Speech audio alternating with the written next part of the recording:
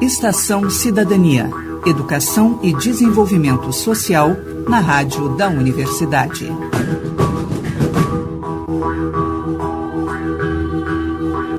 Boa tarde. Começa agora o Estação Cidadania, uma realização do DEDES, Departamento de Educação e Desenvolvimento Social da Pró-Reitoria e Extensão da URGS, que está toda quinta-feira, 13h, aqui na Rádio da Universidade. Nessa semana, continuamos nossa conversa sobre pós-verdade, com os convidados Thaís Saipt, jornalista e cofundadora do Filtro Fact Checking, e Pedrinho Arcigues Guareschi, professor do Programa de Pós-Graduação em Psicologia Social e Institucional da URGS e um dos organizadores do livro Psicologia, Comunicação e Pós-Verdade. Boa tarde, Thaís. Boa tarde, Pedrinho. A gente já veio falando um pouco, então, sobre o que é a pós-verdade, né? Sobre as fake news e sobre as estratégias de checagem que vão surgir, então, no jornalismo como um contraponto disso tudo. Mas, Thaís, eu acho que tu pode explicar melhor. A checagem, ela nem sempre vai apontar uma mentira, né? Queria que tu explicasse para os nossos ouvintes quais são essas categorias, assim, que a checagem pode apontar. Então, cada agência tem a sua própria classificação, né? Essas classificações, elas seguem mais ou menos um padrão, porque a metodologia, ela é compartilhada internacionalmente, né? O caminho, o passo a passo é compartilhado internacionalmente, mas o nome das etiquetas varia conforme a decisão de cada iniciativa. No caso do filtro, nós trabalhamos com 8 etiquetas, que são as etiquetas do projeto Truco, da agência pública, que o nosso projeto ele é totalmente inspirado nesse projeto da pública, que é de Creative Commons, né? Então, ele tem esse propósito. Então, nós trabalhamos com 8 etiquetas, verdadeiro e falso são as mais óbvias, né? São aquelas, a verdadeira, quando uma declaração tem, de fato, sustentação em fontes que a gente considera confiáveis, fontes oficiais ou, né, de instituições respeitáveis, né? Que não sejam questionáveis. Muitas vezes, no entanto, as declarações elas estão sem contexto. Elas podem até se referir a um dado verdadeiro, mas que está colocado num contexto que não é o seu contexto original, e isso faz com que as pessoas, então, possam ter uma interpretação equivocada daquele dado. Então, é uma possível classificação sem contexto. Uma outra etiqueta é contraditório, quando essa afirmação, ela, na verdade, contradiz o próprio autor. Então, especialmente no debate político, se um determinado candidato repete frequentemente uma mesma afirmação, um mesmo dado, e daqui a pouco ele muda esse discurso, então existe algo a ser questionado por aí. Por que ele mudou esse discurso? Então, a gente etiqueta como contraditório e questiona isso. Discutível é quando a conclusão sobre uma determinada informação que está sendo dada, ela varia de acordo com a metodologia adotada. Então, a gente que trabalha com pesquisa, isso é bastante claro, porque se tu segue um determinado caminho, pode chegar a uma conclusão, se tu segue outro, pode chegar a outra conclusão. Então, não necessariamente um seja verdadeiro ou seja falso, mas não posso comparar essas duas informações porque elas foram adquiridas seguindo caminhos diferentes. Então, é discutível. A gente não tem tanta certeza para afirmar se aquele dado é verdadeiro ou falso. Também bastante comum no debate político é a etiqueta exagerado. Então, a informação ela usa dados que até muitas vezes apontam uma tendência correta, um crescimento, por exemplo, da criminalidade em Porto Alegre, mas exagera sobre esse dado, né? Diz que cresceu exorbitantemente e, de repente, cresceu 1%. Então, é preciso questionar também... Seria o fato de comparar. E como isso é importante, você vê, porque, às vezes, tem a ver com o contexto também. É dada uma notícia, mas se você for comparar, fato não, veja, só teve um decréscimo tanto da inflação. Só que ela já estava lá embaixo. E o sinal cresceu enormemente, mas que não diz, esse dado comparativo é muito exatamente, importante. Com base em quê, em relação a quê? Então, é exatamente esse o ponto que o professor levantou, que faz com que seja necessário o trabalho editorial. Porque eu estou aqui descrevendo as etiquetas, mas a checagem não encerra nas etiquetas. Cada etiqueta, cada vez que a gente dá uma etiqueta dessas, a gente contextualiza, a gente explica o porquê que a gente está dando essa etiqueta e apresenta, então, esses elementos que muitas vezes estão faltando na afirmação. E às vezes também é importante dizer que nem sempre essas afirmações especialmente no debate político, que é o foco do nosso trabalho, elas são por má fé do candidato. Muitas vezes é porque não é possível, naquele momento, contextualizar tudo, porque é um tempo restrito que se tem para falar sobre um determinado tema, num debate mesmo, numa estrutura de debate, de rádio, de televisão, o candidato tem 30 segundos, tem 40 segundos, tem 1 minuto para defender uma posição em relação a algum tema, então muitas vezes isso também leva a que falte contexto, a que exagere, a que distorça, enfim. Então, é papel também do trabalho de checagem, que é um trabalho jornalístico, dar esse contexto, dar essa explicação para o leitor. Então, faltaria só das etiquetas o distorcido, que aí sim, justamente, ela é autoexplicativa, né? Os dados são usados para produzir uma falsa interpretação da realidade. E o impossível provar, porque muitas vezes são jogados dados que a gente não tem como saber de onde vem, ou não tem fontes mesmo confiáveis que permitam a gente afirmar com segurança se aquela informação procede ou não. Mas é importantíssima essa observação de que, ainda que hajam essas sinalizações, e são sinalizações mesmo, porque tem um desenho, né, que ajuda o leitor a identificar a etiqueta que a gente está dando, não dá para se restringir a etiqueta, porque aí a gente também ajuda a desinformação. Então, eu não vou lá e apenas coloco a etiqueta. A gente contextualiza toda a checagem. Falando um pouco das fake news, eu acho que, assim, como o Pedrinho falou, que a gente vem dessa modernidade, dessa busca pela razão, ao mesmo tempo que isso tem uma quebra com a pós-verdade, me parece um pouco que essa busca pela razão, pela comprovação, é o que faz muitas vezes as pessoas compartilharem as notícias falsas por precisar de alguma coisa que legitime o que elas pensam, né? Então, é muito bom ter algo que comprove o que a gente pensa, né? Os nossos preconceitos, as nossas ideologias, mesmo que seja alguma coisa falsa, né? O que vocês acham que explicaria o boato ser tão consumido, ser tão compartilhado? Não sei eu.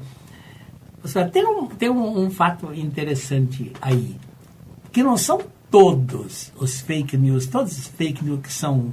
que são assim partilhados, são aquelas que nos agradam e aquelas que concordam com aquilo que eu penso. Então eu acho que aqui o furo é mais embaixo. O furo já tem uma situação de raiva, eu não gosto da palavra ódio, mas assim, de rejeição, de discriminação, que muitas vezes são inconscientes, ou a maioria das vezes são. Eu vejo, por exemplo, que essa reviravolta que deu no impeachment, que eu chamo de golpe, não é uma coisa que veio por acaso. Não, ele mexeu em forças. A Sandra Jovchelovich, essa psicóloga da London School of Economics, trabalha isso nas profundezas das pessoas.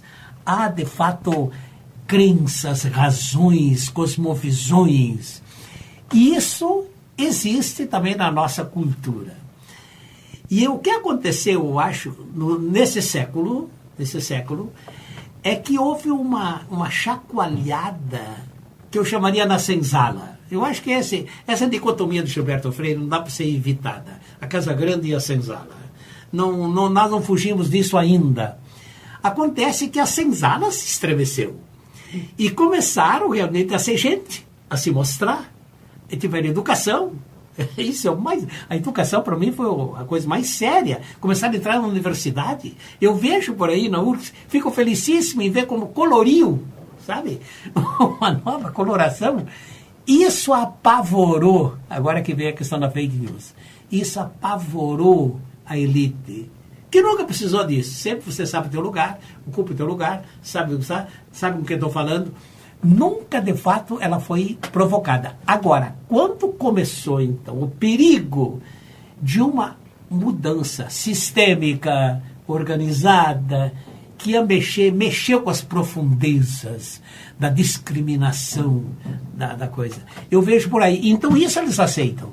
E qualquer coisinha que venha em favor disso, raça, mesmo sexismo, machismo, tudo isso são problemas que nós temos arraigados em sociedades que tem uma cultura assim discriminatória.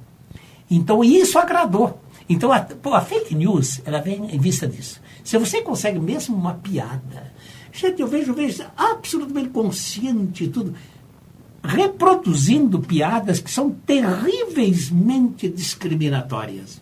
Mas o fulano se julga crítico, não. Está mexendo lá nas paixões recônditas, no âmago das discriminações. Esse é o problema. O problema não é tanto o problema é que há uma provocação, um desafio, estão mexendo nas raízes profundas de nossos pecados, se quiser essa palavra, de nossa cultura. Exatamente isso, né? Concordo totalmente com o professor, por isso que tenho falado tanto nessa importância de uma cultura de verificação, que talvez não seja verificação a melhor palavra, mas crítica mesmo, reflexão social, porque eu acho que o caso que demonstrou mais fortemente isso que o professor está descrevendo foi com relação à vereadora Marielle Franco, assassinada no Rio de Janeiro em março, onde uma desembargadora federal teve que responder depois administrativamente por ter compartilhado informações dessa natureza. Então isso eu uso não para crucificar a desembargadora, porque Sim. ela acabou apenas se tornando a revelação concreta desse fenômeno que o professor está descrevendo. Então, né, não é uma questão pessoal, mas acho que serve sim de exemplo, porque ilustra bem como não é uma questão de grau de instrução, de classe social, de nível de escolaridade ou qualquer coisa do gênero, né?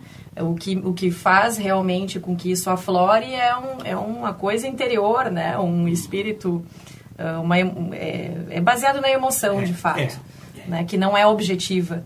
E é isso que é provocado na fake news. Exatamente, são esses os sentimentos que são acionados, né? Por isso, talvez ela esteja muito mais próxima de uma prática sensacionalista, né? De noticiar os acontecimentos.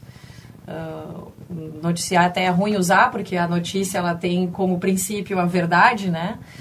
Então muitos críticos da área de jornalismo criticam muitos teóricos da área de jornalismo criticam essa formulação notícia falsa, porque ela seria contraditória em si, mas estaria mais próximo desse discurso sensacionalista, de despertar essas emoções que fazem com que as pessoas abandonem percam o seu senso crítico, né? E aí não entra em questão isso, nível de instrução, nem grau de escolaridade, nem classe social, todo mundo está sujeito por causa das suas motivações internas.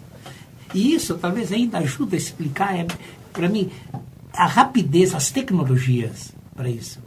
O que aparece, de fato, muita gente... Eu faço isso porque eu fiz 100 entrevistas com jovens para saber qual é o modo de vida deles. E perguntava, uma das perguntas que eu fazia, qual era a primeira coisa que ele fazia quando levantava. Bom, 87% era pegar a maquininha e já ver tudo que lhe interessa. Aí está o negócio. E não dá tempo de ver o resto, já começa aí. Mas eu atribuo isso às facilidades tecnológicas que nós temos hoje para isso. Então você vai passando nesses milhares, milhões ou bilhões de informações e você escolhe o que lhe agrada. E você se sente bem com aquilo que lhe agrada. Nesse sentido, o Facebook é terrivelmente assim, dominador, porque ele te escraviza, ele só deixa para ver aquilo que você quer. Está se ensimesmando, está se isolando narcisisticamente. Isso é pior, então, senão fica sendo...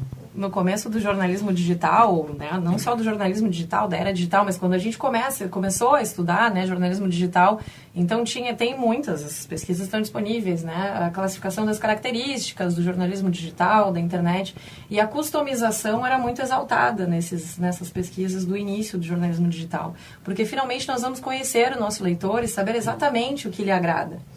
Então, isso era tido como um benefício, né? A customização, a segmentação. E isso abriu realmente uma frente muito grande de negócios jornalísticos na base da customização e da segmentação. Mas isso, no fim das contas, da série de contradições que essa era digital nos impõe, ela é contraditória em relação a um princípio básico do jornalismo, que é a pluralidade. Então, o jornalismo nem sempre, como o professor diz, ele nos agrada, né? E não era uma função do jornalismo necessariamente agradar, né? Sempre houve essa proporção entre o que é preciso saber e o que se gosta de saber, né? O que se gostaria de ler. E esse gosto pessoal ficou muito sobreposto a esse princípio de pluralidade. Então, se perdeu completamente a noção de coletivo até mesmo, né? Então interessa o que eu penso, o que eu gosto, e esse outro eu vou tirar daqui porque não é do meu agrado. Então o ensimesmamento, ele tem um impacto social muito grande, que acho que conversa com todo esse outro fenômeno que a gente estava descrevendo, daquilo que incomoda um determinado grupo social e que acaba influenciando essa disseminação de notícias falsas. Estação Cidadania fica por aqui. Na próxima semana apresentamos a última parte da entrevista com Thaís Saibt e Pedrinho Guareschi sobre a pós-verdade. Estação Cidadania é uma realização do DEDES com a apresentação de Camila Bengo, gravação e edição de Luiz Fogassi. Voltamos na próxima quinta-feira, 13h, aqui na Rádio da Universidade. Até semana que vem.